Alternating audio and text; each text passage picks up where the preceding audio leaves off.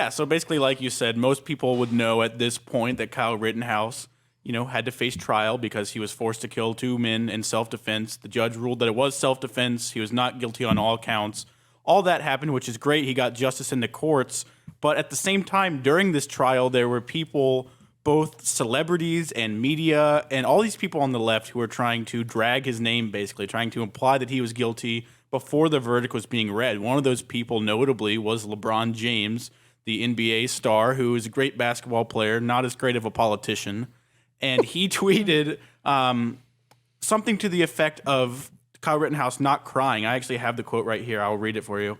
He said, quote, "What tears? I didn't see one. Man, knock it off. That boy ate some lemon heads before walking into court." This was in response to a video of Kyle Rittenhouse crying during the trial. That is an astute assessment. So he obviously ate some lemon heads. He wasn't actually crying. He was faking it. Obviously, the assumption here is that Kyle Rittenhouse is guilty. He's trying to make it look like he's going through this emotional time because he's trying to, make his case look better.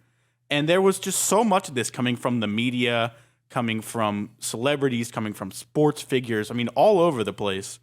And so Rittenhouse, like you said, went on Candace Owens' show this week, and he was talking about this. And Candace Owens said, quote, "I remember when they read the verdict, and I was obviously very happy with the verdict, and I was just so angry at the people like LeBron James who are kind of feeding this narrative that wasn't true." She went on to say it felt like when they read the not guilty verdict, that was like justice part A, but there still needs to be a justice part B for these people like LeBron James and for the media who are dragging him. And so she asked him, is that going to come? And his response was simply, there is going to be some accountability. So a lot of people were quoting that, thinking about what that may mean. It does sound a little ominous. So I'm just curious what you guys think. What kind of a case does he have against LeBron and just against the media? What kind of legal action do you think he could take? I mean, I'm honestly not sure what kind of legal case he has against LeBron, other than LeBron, ultimately just looking dumb and stupid and not really full of grace at all. I think the one case he can really, really go for is when Joe Biden put him in a montage of people he labeled white supremacists. I see the clear-cut case right there. Yeah. I mean, but what do you say? Oh, LeBron James said I looked like I had lemon heads on the stand. It's okay. I don't know what the legal precedent is for that, but I would definitely go after Joe Biden, which is what I'm more excited for. Yeah, I think the LeBron case is not as strong of a legal case. It's more just LeBron looks dumb now because he was wrong. But that is an interesting point. Joe Biden, can you imagine the president of the United States being, sued for defamation? That would be a very interesting case. Be spectacular. Yes, I love the idea. Kyle Rittenhouse, the most unsuccessful white supremacist ever. He only shot white people. White pedophiles. White. I don't know if they were all pedophiles. At least one of them was a pedophile. I think another one was an abuser, right? Was a domestic abuser. Abuse, yeah. And then the other one, I'm not sure. And I will go to my grave just remembering that wretched, morally bankrupt DA who told Rittenhouse, again, who's 17, a minor, that sometimes you just have to take it. Sometimes you just have to take a beating. And the guy, the person who's going to take it from was a child rapist.